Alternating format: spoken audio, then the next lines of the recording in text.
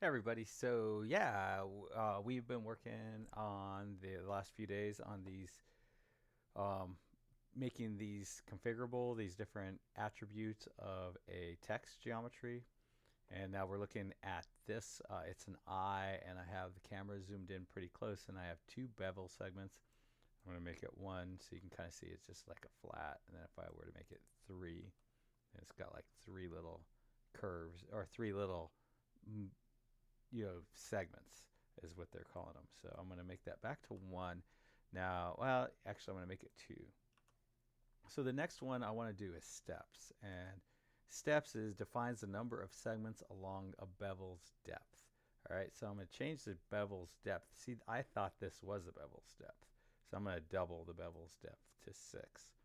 Right, and so we still have the two, but it's all the way across this. So that to me sounds like that's what steps is. So it's going to be very interesting to see what that ends up being. Um, yeah, so step one, as usual, step one. That's funny. Um, I guess what I should do is, since we're kind of been doing this a little while, we know what the issues are. I know that this is going to be a mesh item steps times one. That's what that's going to be. It's going to break because um, it does not have a steps. Um, steps times one. All right. And then so we see things break, and that's good. So now we go to the integer, um, and to the interface, and go to the mesh and add our steps after bevel size. So steps, and that's a number. And then more stuff breaks, and see, and we're getting faster, right? Like this is definitely fast, way way faster than the very first one. And I think that that's sort of the one of the big things that they say in agile is that, um, oh, as you move forward you'll get faster, and that's true. But like the thing is we're going to be faster until we get to the end of mesh, uh, or bevels for these text things, and then we're going to hit another complex thing, concept, and then we'll be right back to learning and churning and learning whatever. But anyways, so now we've updated our manager component, so it uses the or so that we're setting the steps. And basically the next thing I typically do is I go into the template, and I'll go ahead and just copy and paste our next to our bevel size. So this is the area that only shows up for text geometry. So Control V, and we'll just call it steps, and form control name will be steps, and then we'll copy and paste this comment from ChatGPT.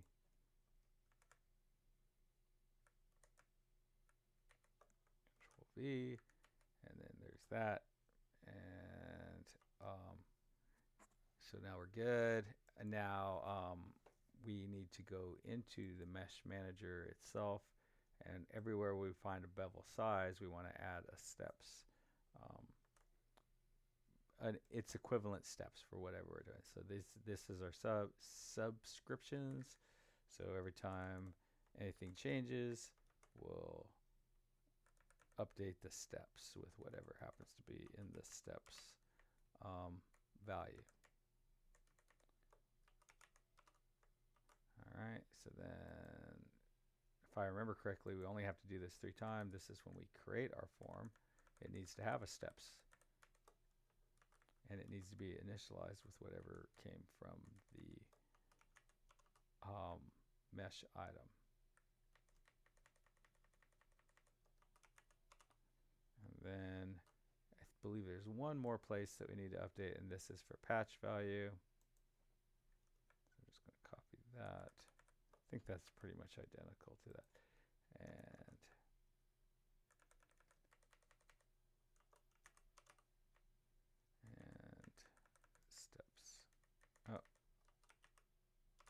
bevel steps is probably a better name actually, but I want to stay consistent with ThreeJS.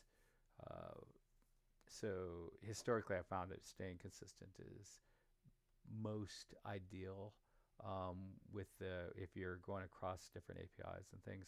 So, anyways, I'm going to. It should work now, right? So we've done this. We've done this like 4 times. We've gone through all the steps.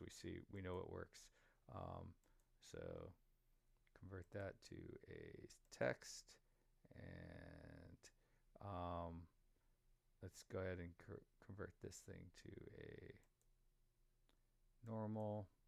And then let's go ahead and move our camera in. Right now we're sitting at 5 out.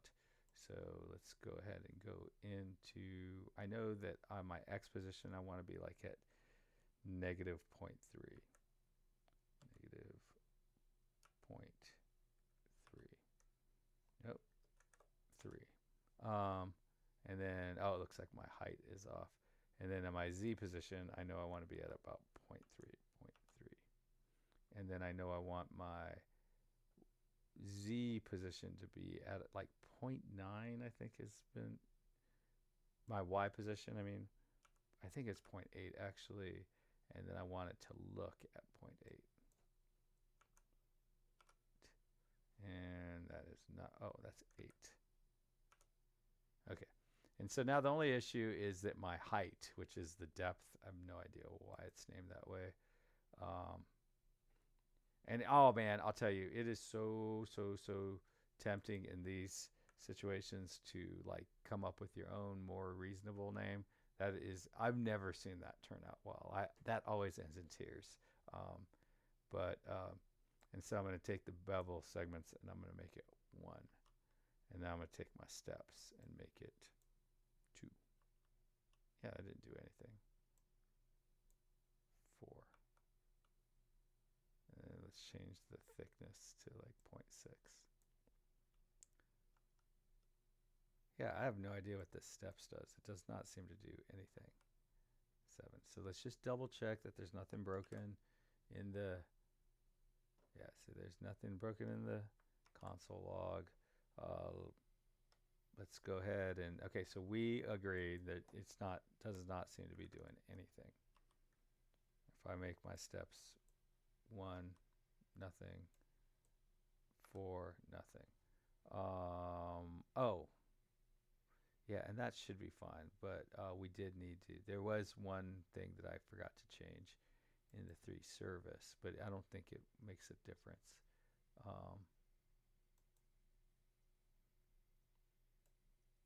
Because we did change other things, so it still should have updated.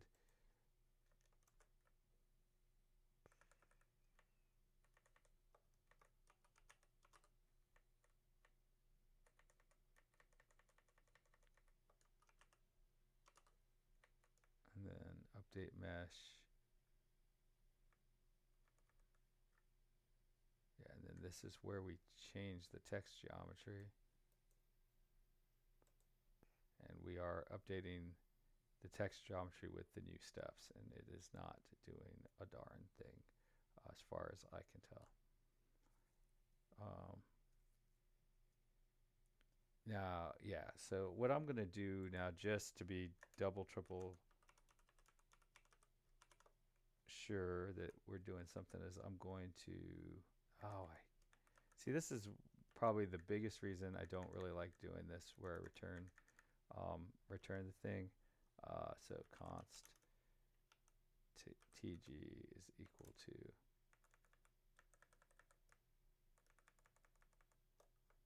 so in my last job, they probably would have, in the pull request, they'd have been like, you need to strongly type this.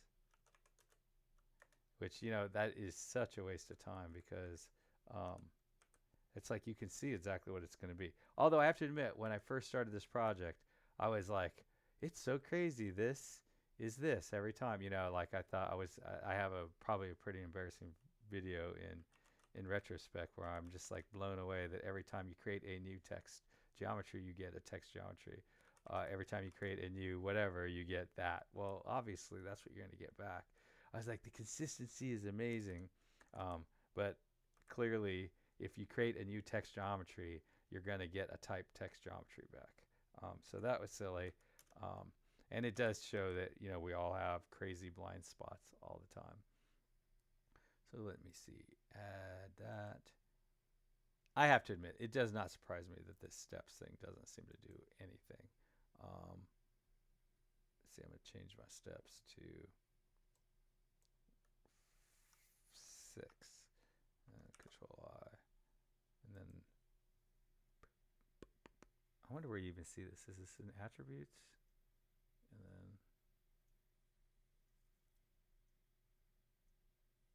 then parameters, options. Yeah, steps is 6. Oh, I typed in. Okay, I typed in 6. So that's pretty neat. So yeah, there's 4 items in this, and you can see how they're made, and this is interesting. It's got curves. See, I can't wait. So this is probably like a year down the line where we'll actually start creating like complex things like this.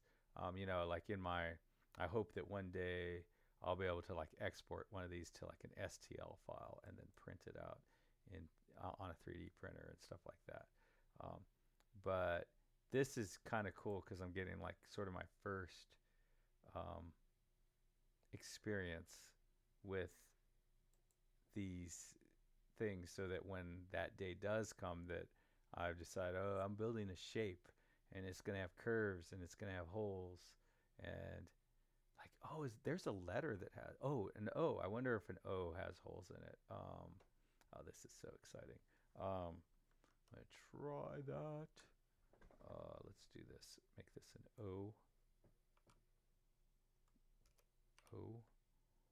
Save. Reload, add mesh, show edit forms, text, and then, yeah, I should already have it. Control Shift I. And let's see. Was it in attributes? Parameters. Yeah, so we only have one shape. And in this shape, we've got one hole path, which has an array of 8 things in it. Oh man, that is so freaking cool. And yeah, cool. Yeah, so sometime probably like a year and a half from now, when we're like, okay, now we've already created all the basic shapes and we're importing and exporting and blah blah blah. Let's start to make custom shapes with this tool, and all that. Then we'll be building these things with these vectors and all that other stuff, and it's gonna be really neat. My guess is like that is about a year and a half from now would be my guess. Basically, once we have import and export working, then then it's like kind of like better animations. Like right now you can only do like one silly animation that goes one direction. Like it'd be nice if you could do circular and orbital animations and things like that. And then there's various kinds of lights and stuff like that, and we can just go on and on and on with all these thousands of things. That's probably the biggest reason I chose this library to be sort of my forever project, because there's so many things. It's just gigantic. You're just never going to conquer this whole domain. So I just thought it would be great to keep my brain young and happy. But anyways, like how long have I been rambling now? 14 minutes and 32 cents. So that's better than the last 3 videos. So happy coding, everybody. Bye.